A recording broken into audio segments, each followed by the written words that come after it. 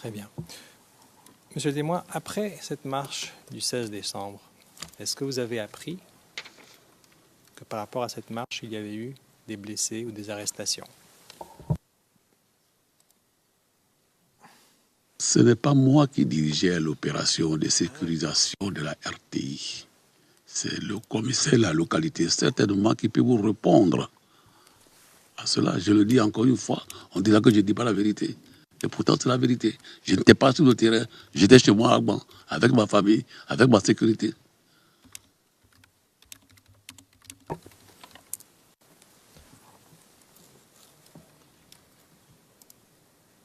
Monsieur le témoin, je comprends que vous étiez à Agban, mais la question est tout autre. C'est de savoir si vous avez reçu de l'information en tant que commandant supérieur de la gendarmerie par rapport à des blessés, des arrestations sur le terrain durant la marche sur la RTI. Chaque fois, vous insistez, peut-être pour démontrer que j'étais un incapable. Je n'avais pas les informations. Celles que j'ai, c'est celles que j'ai livrées ici.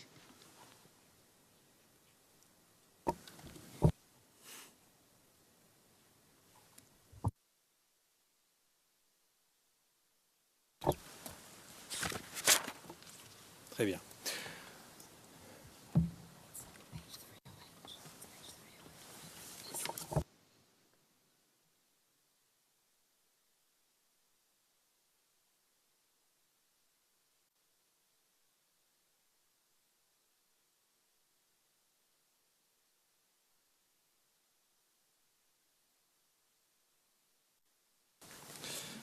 Monsieur le témoin,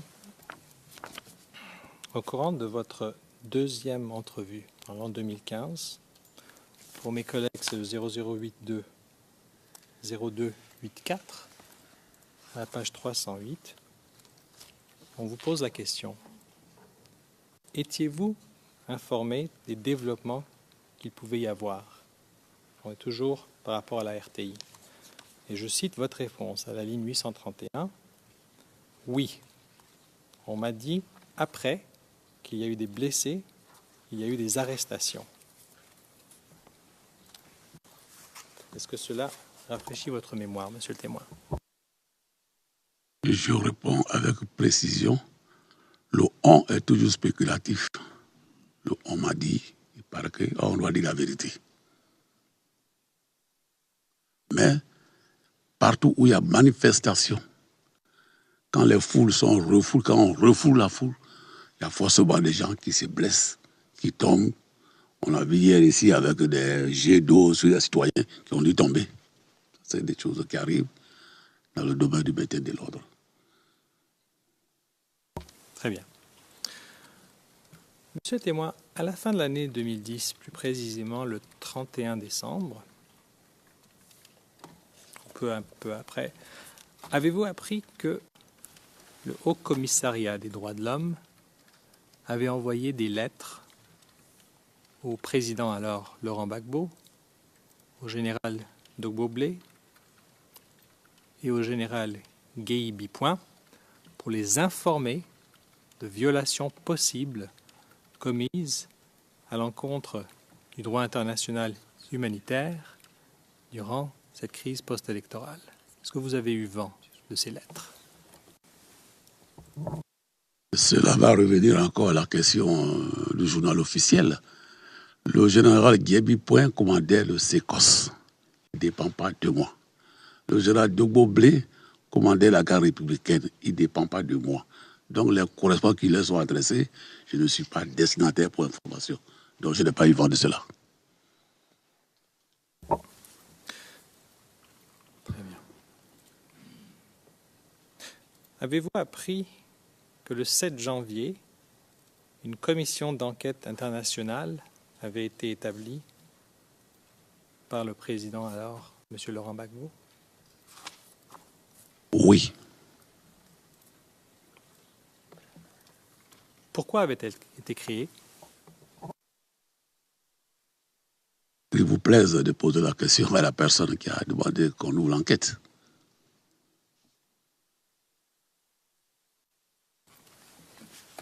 Qu'avez-vous appris à cette époque? Je n'ai rien appris.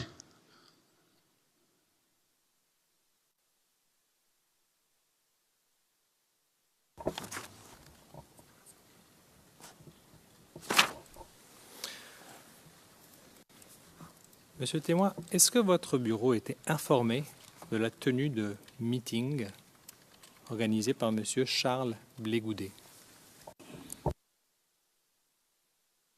Tous les meetings organisés par M. Charles Blégoudet sont annoncés publiquement. Donc je suis informé.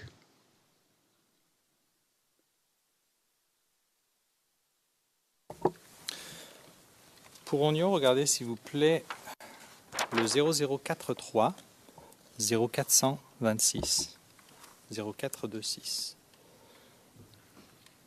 Pardon. Oui, c'est ça. 0043 0426, c'est le numéro 99 sur notre liste. Et c'est un document confidentiel.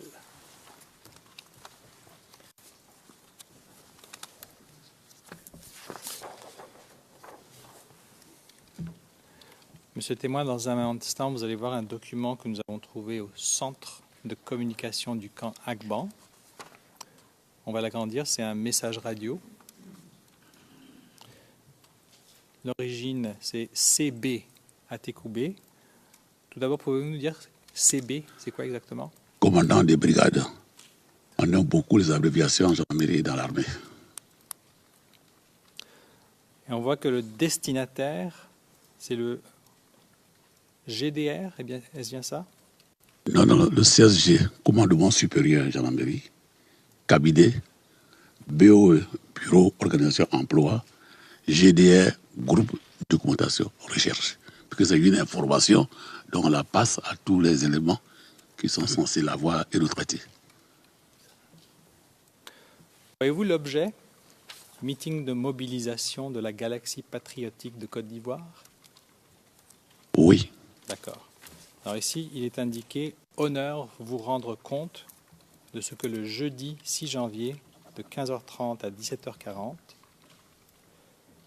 s'est déroulé à l'Agora Atekoubé, un meeting de mobilisation animé par le président de la galaxie patriotique de Côte d'Ivoire, M. Charles Blégoudet. Aucun incident n'est à signaler.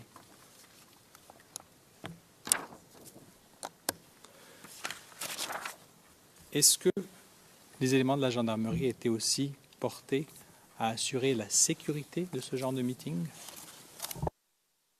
Comme hier, et là encore, j'ai dit la vérité, rien que la vérité. Quand les personnes qui organisent des meetings ont besoin de sécurisation, ils adressent une correspondance à la gendarmerie. Mais même quand ils ne le font pas, nous avons pour mission de surveiller tous les rassemblements. Donc, la brigade de gendarmerie d'Atekoubé, qui est compétente sur le lieu où s'est déroulé le meeting, avait le droit d'envoyer des éléments pour écouter, pour surveiller et rendre compte.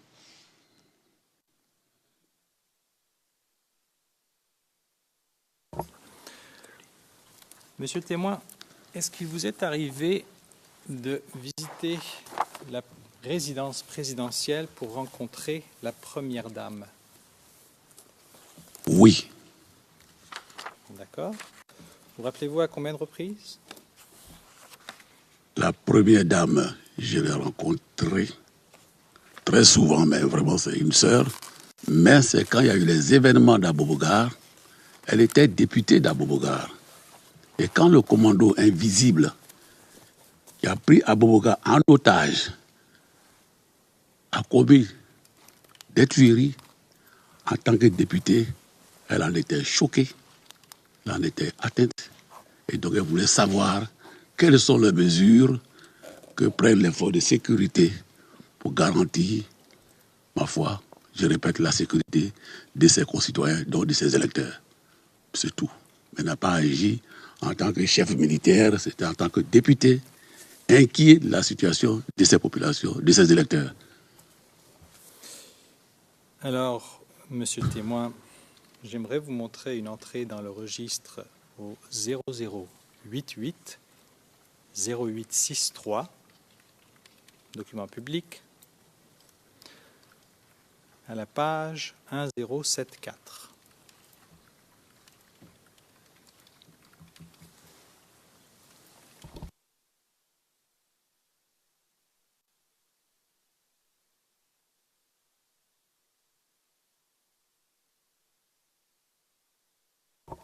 Très bien. Si on agrandit un petit peu et on descend au numéro 18. On agrandit encore un petit peu, s'il vous plaît. Je vous remercie. Alors, au numéro 18, monsieur le témoin, nous voyons Général Cassaraté, Édouard vous-même. Et la visite, cette fois-ci, n'est pas le terme PR, mais c'est Première Dame. De 17h20, l'entrée est sortie à 18h30. D'accord. Et la prochaine entrée pour la Première Dame est au numéro 20, à 19h07, donc après votre départ. Tout d'abord, c'est une entrée du 7 janvier. Est-ce que vous vous rappelez avoir été voir la Première Dame le 7 janvier 2011? On me dira encore une fois que je ne dis pas la vérité, mais je ne me rappelle pas les dates d'aller voir telle ou telle personnalité.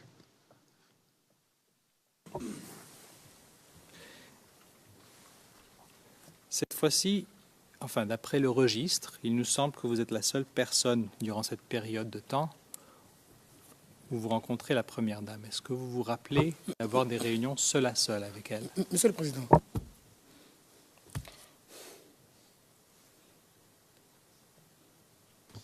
Maître Bougnon. Monsieur le Président, est-ce qu'on peut poser des questions et éviter de faire des commentaires sur ce qui n'est pas écrit, dans ce qu'on présente aux témoins? Est-ce qu'on peut juste poser des questions sur ce qu'on lit, sur ce qu'on voit, et éviter des commentaires qui ne sont pas inscrits dans le document qui est présenté aux témoins?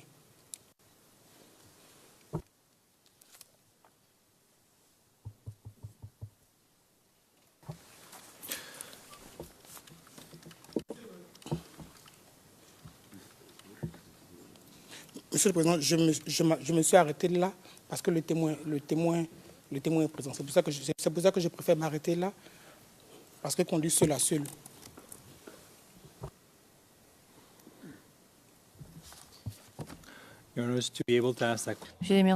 Pour pouvoir poser la question, je dois attirer l'attention du témoin. C'est sur ce que je viens d'afficher. Pour pouvoir poser ma question. Donc je pense que je peux tout à fait maintenant, par souci d'équité, poser la question au témoin.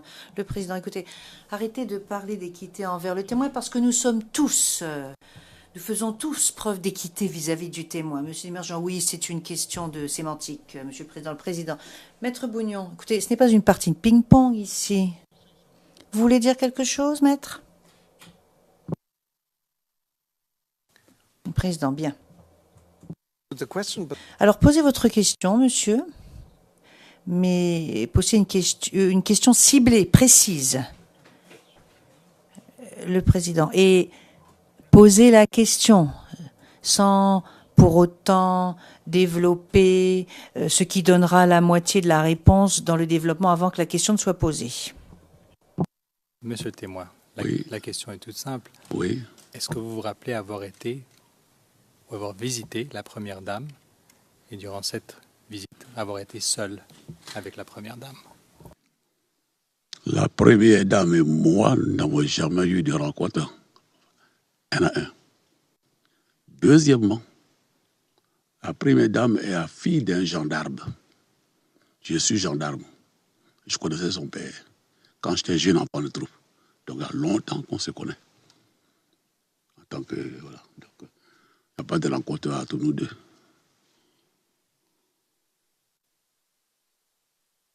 D'accord. Et il y a un instant, vous nous avez dit qu'elle était députée de Abobo. Et alors, de quel sujet est-ce que vous discutiez lorsque vous lui rendez visite à la résidence? Je n'ai pas rendu visite seul, à moins que j'ai un problème personnel. Mais je vous ai dit de façon claire, sans mentir, j'insiste beaucoup sur le mot mensonge, parce que ça m'a été rapporté plusieurs fois. La Première Dame est députée d'Abobogar.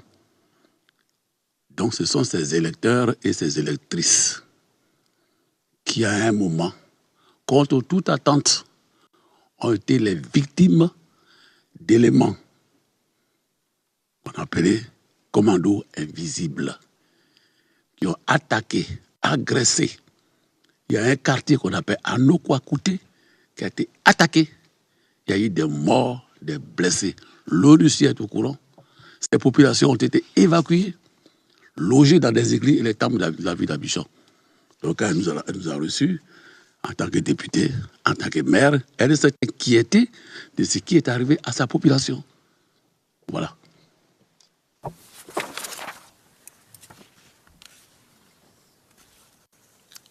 Très bien.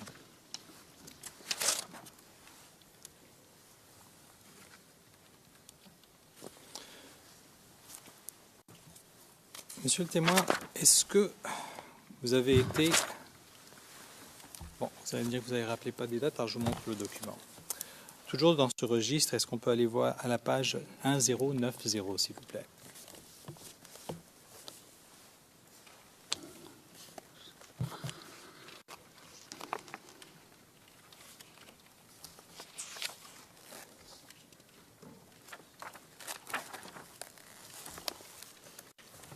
D'accord. En fait, est-ce qu'on peut aller 2 pages auparavant? 1088, s'il vous plaît.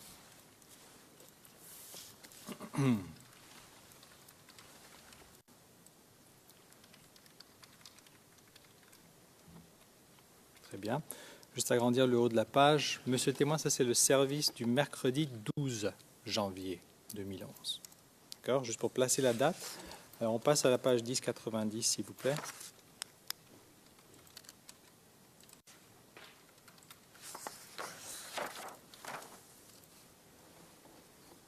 Merci.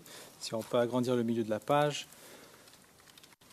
Monsieur le témoin, au numéro 36, nous voyons Général Cassaraté, entrée 21h53, sortie minuit 30.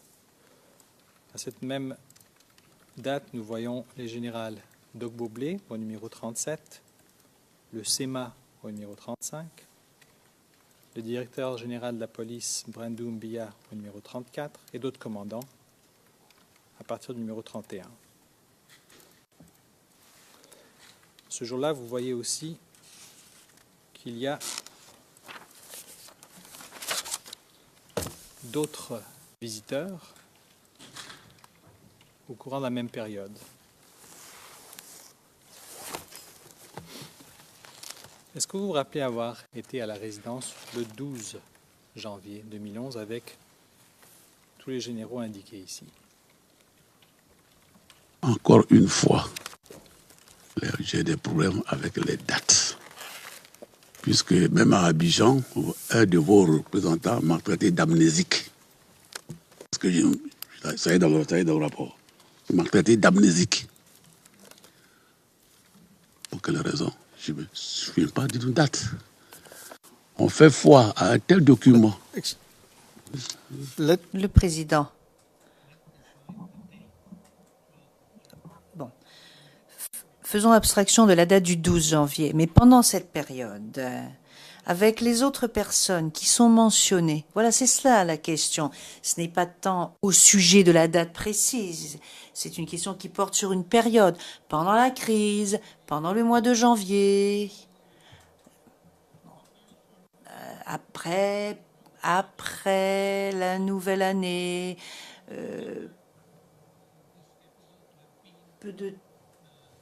assez près de la date de la proclamation. Est-ce que vous vous souvenez d'avoir été un soir tard d'ailleurs, parce que c'est juste avant minuit, est-ce que vous vous souvenez avoir été avec ces personnes? C'est cela la question. La question ne porte pas sur la date précise. Vous essayez de ne pas répondre en disant que vous ne vous souvenez pas de la date. Mais la question ne porte pas sur la date. La question, elle porte sur l'épisode à proprement parler. Quand je réponds, vous me dites que je mens. Qu'est-ce que j'ai fait? Aller chez le président.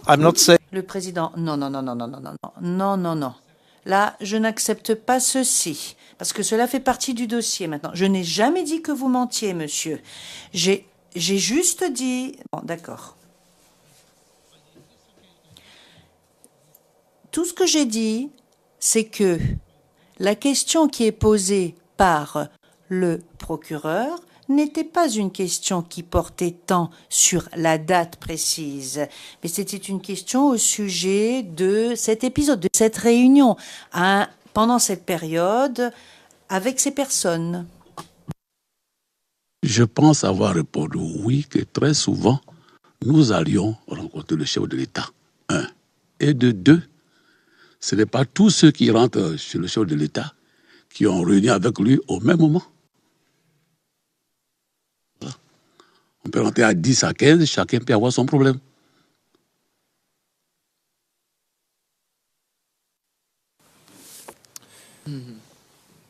Monsieur le témoin, vous voyez que, en même temps que vous, il y a tous les commandants qu'on a nommés.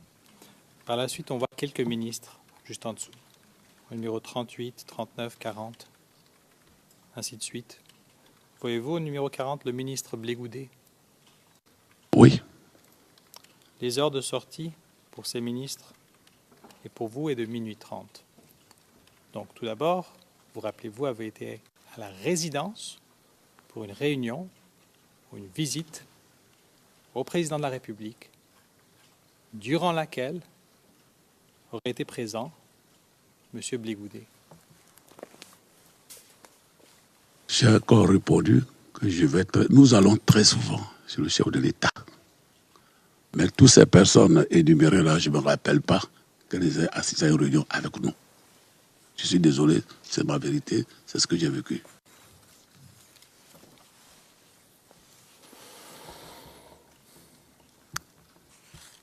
If the registry could give us the floor.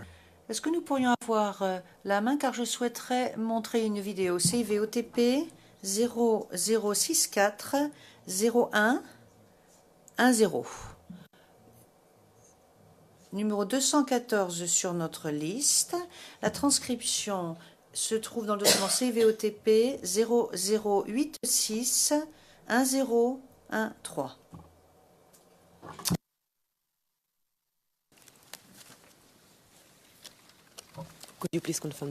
Greffier d'audience, est-ce que vous pourriez nous indiquer quel est le statut au niveau de la confidentialité, Monsieur Dimergent public? Nous allons diffuser la vidéo à partir de 3 minutes 49 secondes jusqu'à 6 minutes 34 secondes. Et ou 6 minutes 43 secondes, se reprend l'interprète. Le président, est-ce qu'une transcription de la vidéo existe? Monsieur Dimergent, oui, je répète, CIV OTP 0086 1013. Et cela figure à l'intercalaire 231. Le président, mais avant de commencer, oui, les interprètes sont prêts, donc nous pouvons commencer. Merci.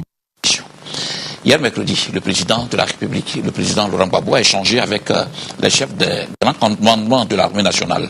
Ensemble, ils ont examiné la situation sécuritaire du pays et puis ils ont pris des mesures pour assurer la sécurité du pays et des Ivoiriens. Reportage, Laurent Seri. Cette rencontre du chef de l'État, le président Laurent Gbagbo avec la haute hiérarchie militaire, était d'une importance capitale. Au vu de l'ampleur des attaques et violences perpétrées par des individus armés qui prennent pour cible les forces de défense et de sécurité et les populations qui n'adhèrent pas à leur cause. Le président de la République, Laurent Gbagbo, chef suprême des armées, a eu le point de la rencontre que les généraux ont eue bien avant à l'état-major des armées. Les commandants de la marine nationale, des forces aériennes, des forces terrestres, du SECOS, de la gendarmerie et de la police, et le général de corps d'armée, Philippe Mangou, ont arrêté des mesures pour sécuriser le territoire et faire échec à toute velléité de rendre incontrôlables certaines communes d'Abidjan. Cette rencontre était élargie aux membres du gouvernement, notamment le Premier ministre Gilbert Aké-Ngbo. Le général de corps d'armée Philippe Mangou, au sortir de cette rencontre, a dénoncé la partialité observée sur le terrain concernant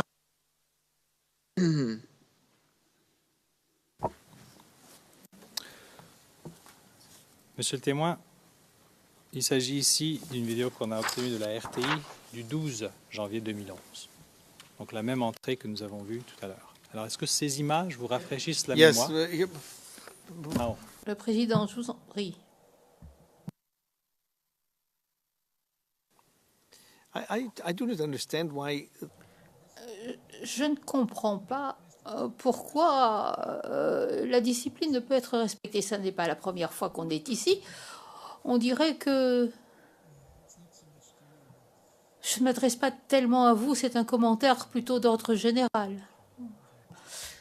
Monsieur Demirjian, nous avons tendance à nous égarer un peu, peut-être, Monsieur le Président. L'image vous rafraîchisse un petit peu la mémoire par rapport à une visite du 12 janvier. Oui, cela me rafraîchit la mémoire, avec pour thème principal que j'ai toujours évoqué, rendre compte au chef de l'État, chef suprême des armées, de la situation du pays. Et lui, en échange, il nous dit, je vous ordonne de tout entreprendre pour garantir la sécurité des personnes, ce qui a été dit ici, dans la vidéo.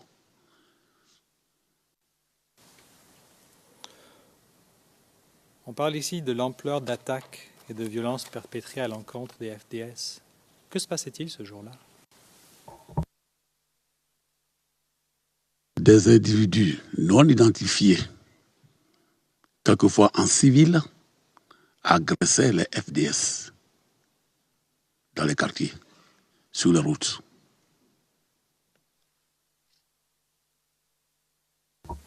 À cette époque-là, est-ce que vous vous rappeliez d'une opération de ratissage à Abobo qui a eu lieu le matin du 11 janvier 2011? Le ratissage à Bobogar, je ne m'en souviens pas. Est-ce que le terme opération coup de poing vous dit quelque chose? L'opération coup de poing a existé avant 1990, du temps où le général Ouassela Kone était ministre de la Sécurité. Je m'excuse, juste pour être plus conscrit, une opération de coup de poing ce jour-là, le 12 janvier 2011, ou bien le 11 jours auparavant? Nous n'avons jamais employé le vocable opération coup de poing. C'est pour cela que je vous rappelle quand ça a existé.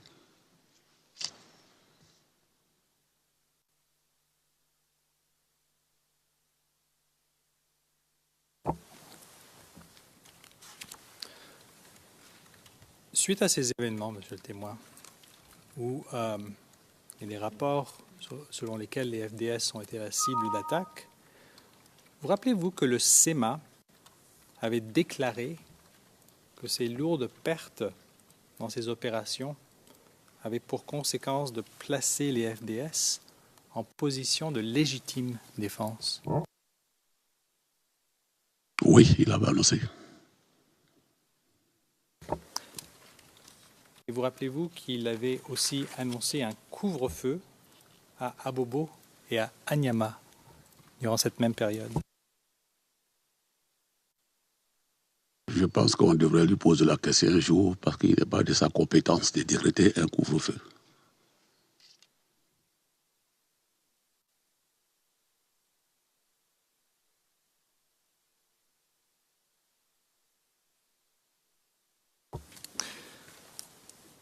Monsieur le témoin, la mise en application d'un couvre-feu, c'est de la compétence de qui? Le couvre-feu est ordonné par les autorités civiles qui en ont la charge et l'exécution sur le terrain, comme je l'avais dit, est de la mission des forces de police et de gendarmerie.